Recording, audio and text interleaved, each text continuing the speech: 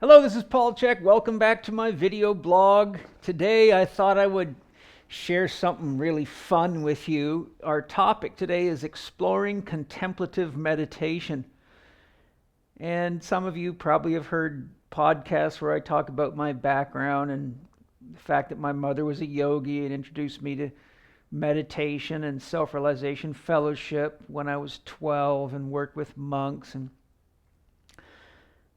I've done all sorts of practices, Tai Chi, Qigong. I did a certification in medical Qigong. I studied with Master Feng He and learned Tai Chi. And I came across the teachings of Father Thomas Keating, which I was led to through Ken Wilber's work.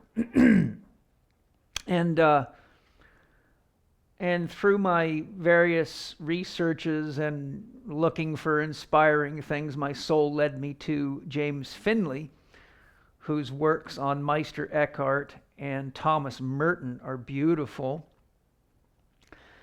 And through studying these guys, I realized that one of my favorite approaches to meditation was what is technically called contemplative meditation. And I was very excited because I went, wow, that's something that I do all the time, and it's one of my favorite things to do, especially, on the weekend when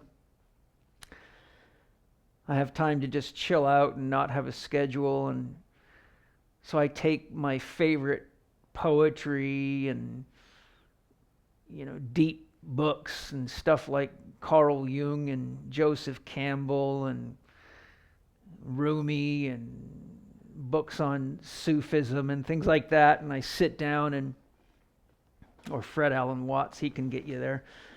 And I'll sit down and I'll read, and some of these authors are so deep and so powerful that as a guy who really likes to connect to the deeper elements of what's being shared, not just the words as intellectual concepts, but what's happening inside of me, I would find myself reading, and then I would read what was being said, or I would be listening to a great audio presentation. And sometimes I would find myself in this state of deep contemplation, a meditation, which is a form of thinking without thinking. Way, woo, way, action without action, no mind. I'd find myself drawn into these deep states, and sometimes they would happen and I wouldn't realize that the program was still running, and I'd have to go stop it and rewind it, and 5, 6, 7, 8, 9, 10 minutes would have gone by, and I was just deep into these meditations. So contemplative meditation, I find, is really, really fantastic for people that are already quite powerful in the mind, but maybe do not prefer seated meditation where you're sitting there and just letting your mind relax and go into a state of emptiness, which I love doing that too, but it took me a while to really get to where I enjoyed that. When I started as a kid, I found that it was hard to get the rascal of a mind to hold still. Although surprisingly, as a kid, I had some deep meditations. So contemplative meditation is lovely because you can use a book, or you can write notes from a good audio program or a television program or a video. But this typically needs to be something that's deeper than the words themselves, which is why poetry is so good.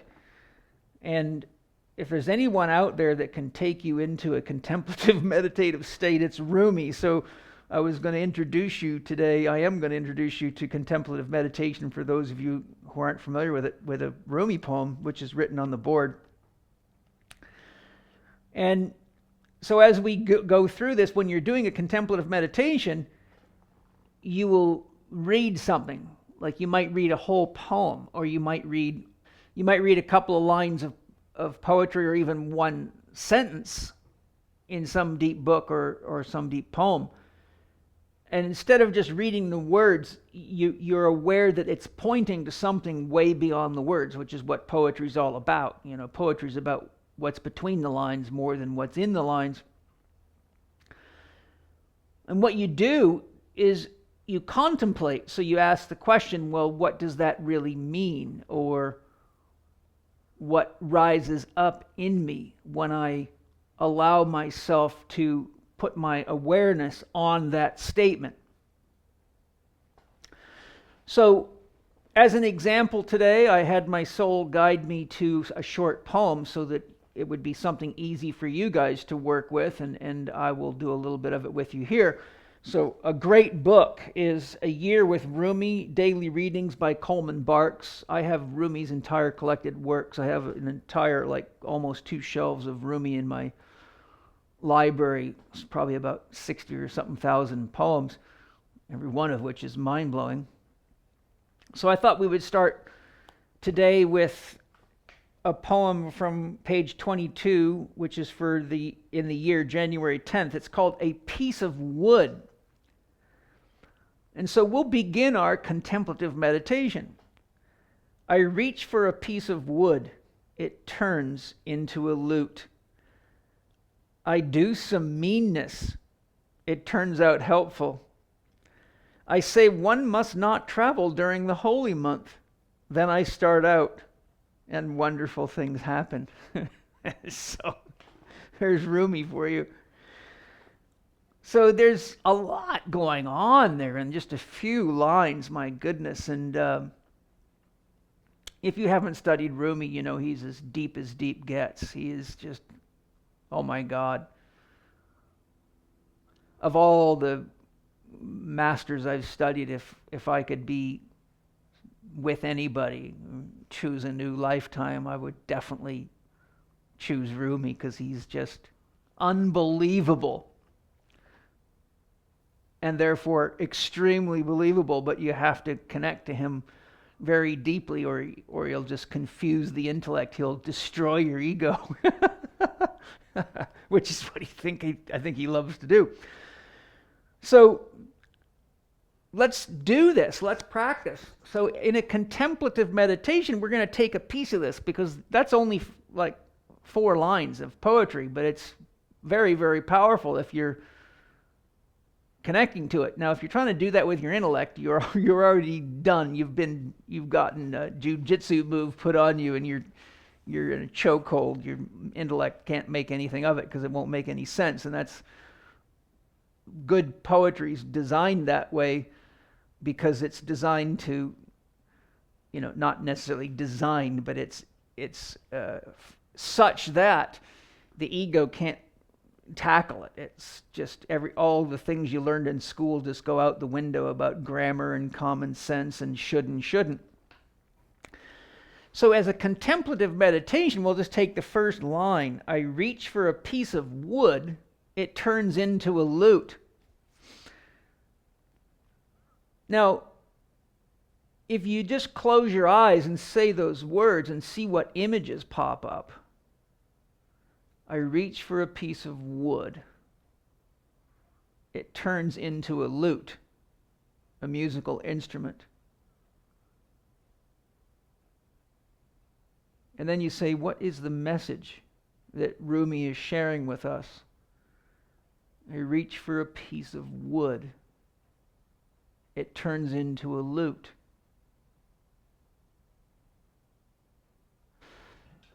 So now I could go on like this for, a long time, but I don't want a bunch of dead space. You'll probably get bored, especially if you're a young person that sees 34 frames a second or something like that. Really what I see is I see inside myself this image of Rumi reaching for a piece of wood. And then when he says it turns into a piece of lute, it turns into a lute, well, a bunch of things come up, which is what part of the beauty is. One, I see him spending the time, almost as a meditation, carving out this musical instrument. But the other thing is I see that he sees a piece of wood that is naturally shaped such that it has the qualities of a lute in it. It's kind of like when somebody asked Michelangelo how he created David, and he said, I just removed all the stone that was in the way. So he saw David in the stone. So I'm suggesting that in this vision I'm having, that Rumi already saw the lute in there, and he just had to remove whatever wasn't the lute. Now, other possibilities are that he reached for a piece of wood, and inside of himself, he saw the lute in its completed form, so he created beyond the laws of physics.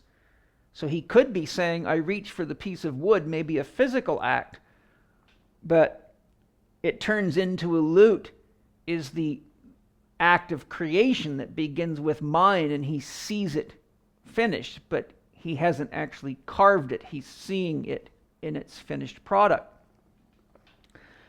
Now, this could go on for a long time, and this is the beauty of contemplative meditation, is you're not trying to get to a specific outcome, because there can't be one, no matter how objective you think you are about this, until you can say to Rumi, hey, what did you really mean by that?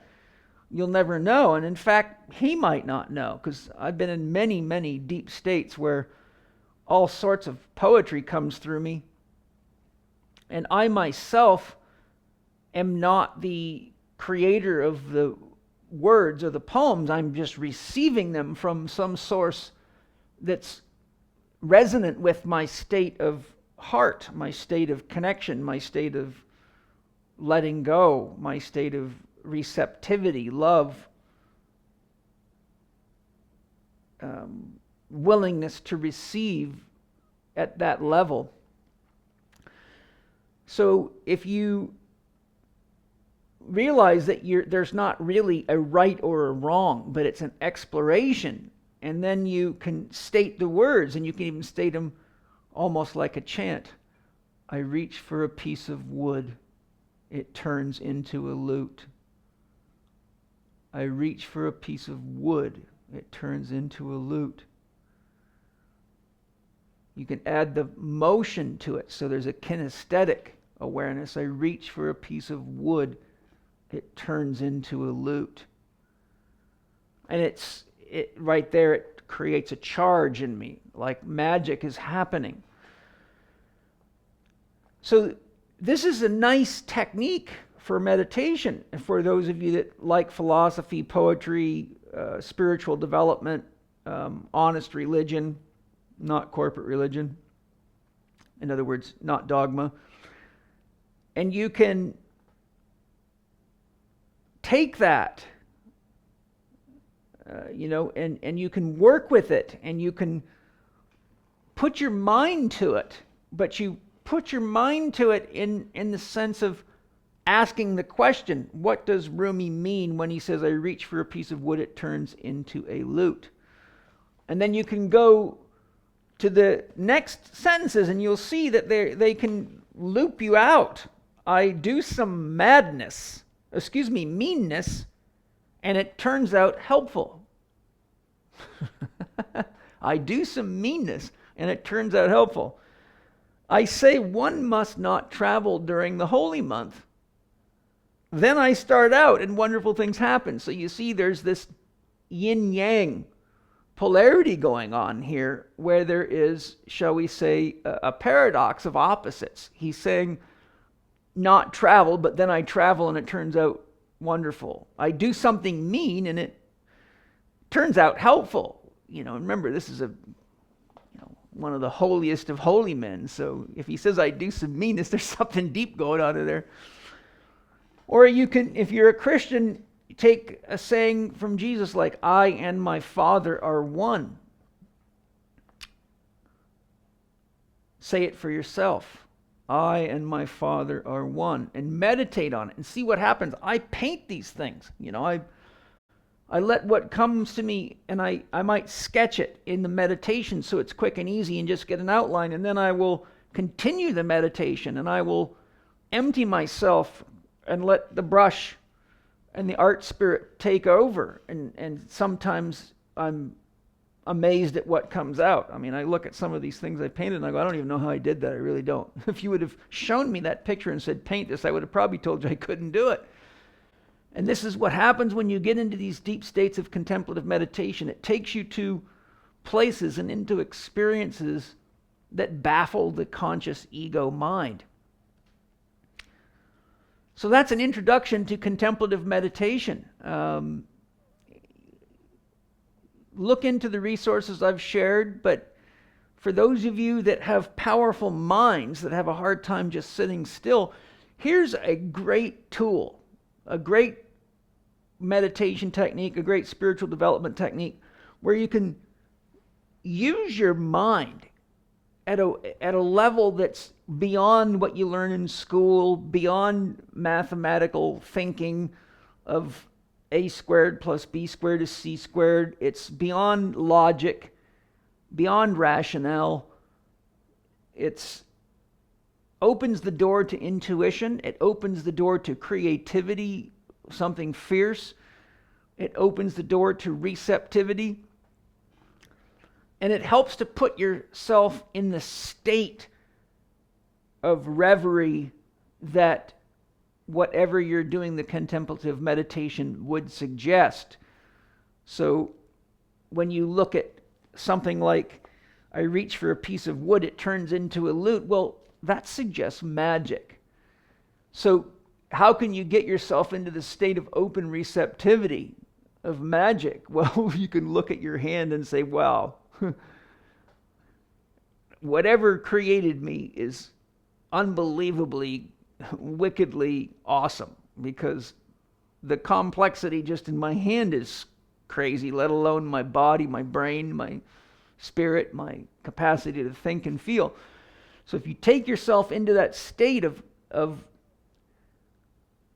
harmony, so there's sympathetic resonance with what it is that you're working with, it opens you up a lot. So you have to be a bit of a shapeshifter. If you just go at it like, oh, I'm going to read this book and then I'm going to think about it, well, you're kind of operating down in your bottom three chakras. But if you're dealing with something like this, you need to get up into your fifth or sixth chakra at least, and that would include the heart in that process. Now, believe me, this is just one example. I've got thousands of examples, and I've sat for countless hours. Sometimes getting so deep that I was late for things, or forgot what I needed to do, or any number of things. Forget to eat. So hopefully you'll enjoy exploring contemplative meditation. I think it's a great doorway that really gives you a chance to go into no mind and experience the beauty that reflects back to you the beauty that you're brave enough and willing enough and loving enough to create inside of yourself. And it's a good idea to choose something to use for a contemplative meditation that's in harmony with the state that you feel that you're in, or that you can access, or that you can bring yourself to without being inauthentic. So thanks for joining me. Love to hear what happens when you do some contemplative meditation. Try, I do some meanness, it turns out helpful. Or I say one must not travel during the holy month. Then I start out and wonderful things happen. Thanks for joining me today. I'm Paul C.H.E.K. If you want to learn more about the inner arts and learning how to love and care for yourself and balance yourself and breathe and move, check out our Holistic Lifestyle Coaching Program. Level 1 is online, or you can do it live.